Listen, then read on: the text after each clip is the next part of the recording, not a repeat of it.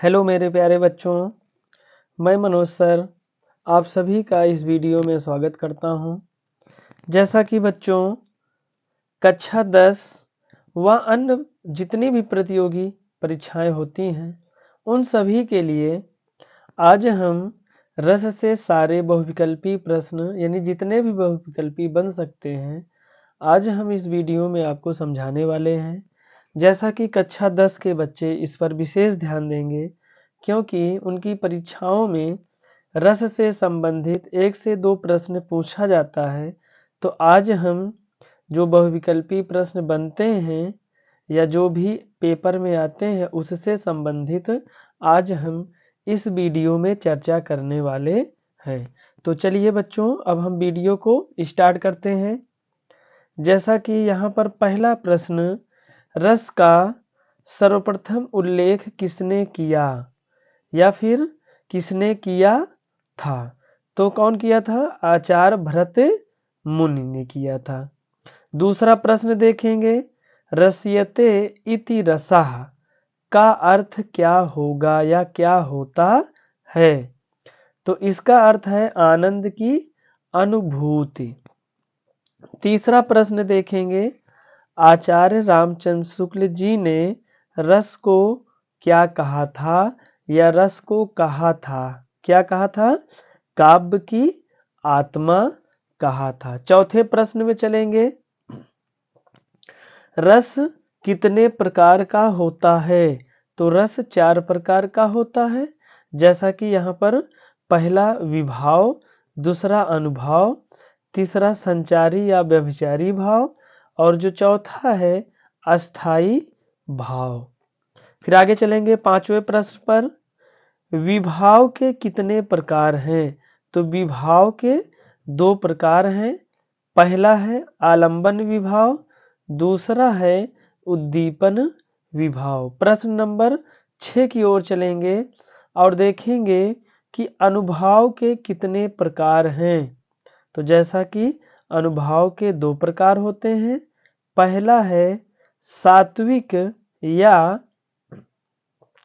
अत्यनज, दूसरा है कायिक या अत्यनज। 7वें प्रश्न पर चलेंगे, आचार्य भरत मुनि अपने नाट्य शास्त्र में कितने अस्थाई भाव माने हैं? तो उन्होंने जो है 8 अस्थाई भाव माने थे। जैसा कि यहाँ पर लिखे हैं, पहला है रति, दूसरा है हास, तीसरा है शोक, चौथा है रौद्र, पांचवा है उत्साह, छठा है भय, सातवां है जुगुप्सा और आठवां है विस्मय। अब हम चलेंगे प्रश्न नंबर 8 की ओर। यहाँ पर प्रश्न नंबर 8 आप देख सकते हैं। प्रश्न नंबर 8 है, आचार्य अभिनव गुप्त ने कितने रसों को स्वीकारा है या कितने रसों को स्वीकार किया है? तो कौन कितने थे? 9 रस को।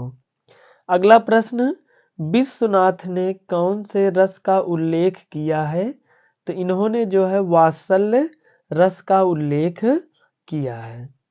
अगला प्रश्न है, रूप स्वामी ने कौन से रस का उल्लेख किया है? तो उत्तर होगा इसका भक्ति रस। अब आगे चलेंगे प्रश्न नंबर 11 की ओर।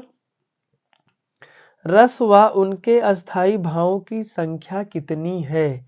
तो जैसा कि 11 रस हैं और उनके 11 अस्थाई भाव भी हैं। अगला प्रश्न 12वां प्रश्न है, 11 रसों व उनके अस्थाई भावों को लिखिए। तो कक्षा 10 के बच्चे इस प्रश्न पर विशेष तौर पर ध्यान देंगे क्योंकि प्रश्न में जो पेपर में आपके बोर्ड पेपर में आता है वो रस और उसके अस्थाई भाव पूछता है। जैसा कि हम पहले आपको रस के बारे में बताते हैं, उसके बाद फिर अस्थाई भाव बताएंगे और कौन कौन इम्पॉर्टेंट है उस पर हम चर्चा करेंगे। जैसा कि पहला है श्रृंगार रस, इसका अस्थाई भाव रति। दूसरा है करुण रस, इसका अस्थाई भाव शोक। तीसरा है हास रस, इसका हास या हास्य दोनों लिख सकते हैं आप, या बोर्ड पेपर में हास्य रहेगा तो हास्य और हास्य रहेगा तो हास्य पर टिक लगाएंगे। चौथा है वीर रस, इसका होता है उत्साह। पांचवा है शांत रस, इसका होता है निर्वेद। छठा है अद्भुत रस, इसका होता है विस्मय। सातवां है रौद्र रस, इसका होता है क्रोध। आठवां है भयानक रस, इसका होता है भय। नौवां है वात्सल्य रस, इसका होता है स्नेह। दसवां है यहाँ पर भक्ति रस, जिसका स्थायी भाव अनुराग है। और 11वां जो है विभत्स रस, इसका होता है घृणा या निंदा। अब हम देखेंगे जैसा कि श्रृंगार रस, करुण रस, हास्य रस, वीर रस, शांत रस, इतने जो है कक्षा 10 के विद्यार्थियों के लिए है कि ये आपसे प्रश्न किस प्रकार पूछेगा, आप थोड़ा से इस पर ध्यान देंगे। जैसे प्रश्न दे दिया श्रृंगार रस का अस्थाई भाव क्या होता है। अब 4 विकल्प में एक विकल्प रति रहेगा, आप रति में टिक लगाकर 1 नंबर प्राप्त कर सकते हैं। या आपसे पूछ ले करुण रस का अस्थाई भाव क्या होता है, तो 4 ऑप्शन में एक ऑप्शन आपका शोक रस रहेगा, तो शोक रस पे आप लगाकर 1 नंबर प्राप्त कर सकते हैं। अगला है हास्य रस। हास्य रस में जो अस्थाई भाव पूछेगा तो उनमें विकल्प में या तो हास्य रहेगा या तो हास रहेगा, तो दोनों में से जो रहेगा आप उस पर टिक करके 1 नंबर प्राप्त कर सकते हैं। ऐसे वीर रस का अस्थाई भाव पूछ सकता है, तो उत्साह विकल्प में रहेगा, तो आप विकल्प में भी उत्साह को टिक करके 1 नंबर प्राप्त कर सकते हैं। अगला है शांत रस, इसका होता है निर्वेद। जैसा कि विकल्प में निर्वेद दिया रहेगा, तो आप निर्वेद में टिक लगाकर 1 नंबर आसानी से प्राप्त कर सकते हैं। तो ये था रस और रस के अस्थाई भाव।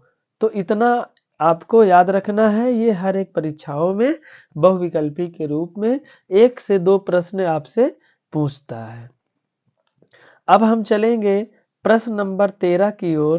प्रश्न नंबर 13 कह रहा है कि मुख्य रूप से कुल कितने रस माने गए हैं। अगर देखा जाए तो मुख्य रूप से बच्चों 9 रस को माना गया है। अगला देखेंगे 14 नंबर पे रसों का राजा किस रस को कहा जाता है, तो वो है बच्चों श्रृंगार रस। ये भी आपसे पूछ सकता है, इस पर आप विशेष ध्यान देंगे। अब हम चलेंगे प्रश्न नंबर 15 की ओर। यहाँ पर है श्रृंगार रस कितने प्रकार के होते हैं। तो जैसा आपको पता है कि श्रृंगार रस 2 प्रकार के होते हैं। पहला है संयोग श्रृंगार रस, दूसरा है वियोग श्रृंगार रस।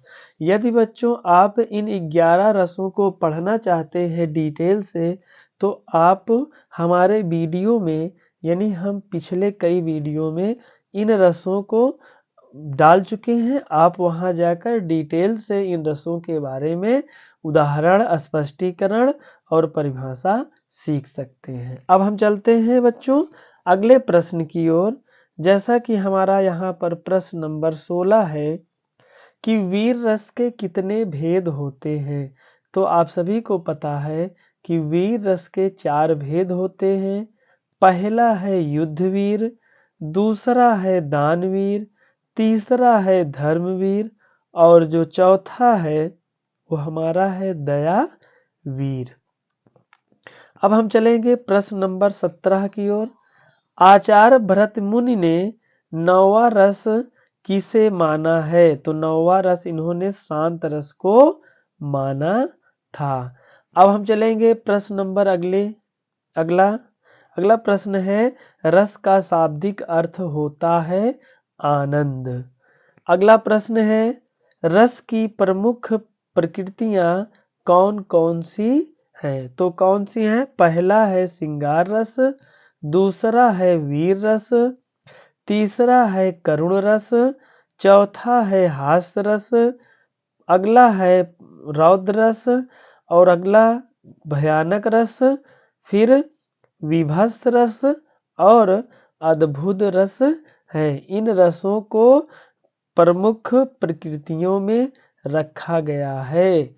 आगे चलेंगे प्रश्न नंबर 20 की ओर। तो प्रश्न नंबर 20 कहता है, रस काव्य की आत्मा है, किस भाषा में कहा गया है। जैसा कि अभी आप इसके पहले आप यहाँ पर एक प्रश्न देखे थे, प्रश्न नंबर 3, आचार्य रामचंद्र शुक्ल जी ने रस को कहा था, क्या कहा था, काव्य की आत्मा। अब बात यहाँ आती है कि काव्य की जो आत्मा है इसको किस भाषा में कहा गया है। तो ये हमारा संस्कृत भाषा में इसको कहा गया है। किसने कहा था, तो आचार्य रामचंद्र शुक्ल जी ने कहा था। तो इस रस बहुविकल्पी में जितने प्रश्न थे उन प्रश्नों में हम लास्ट प्रश्न पे अब चर्चा करेंगे कि रस के जनक किसे माना जाता है। तो किसे माना जाता है, आचार्य भरत मुनि को माना जाता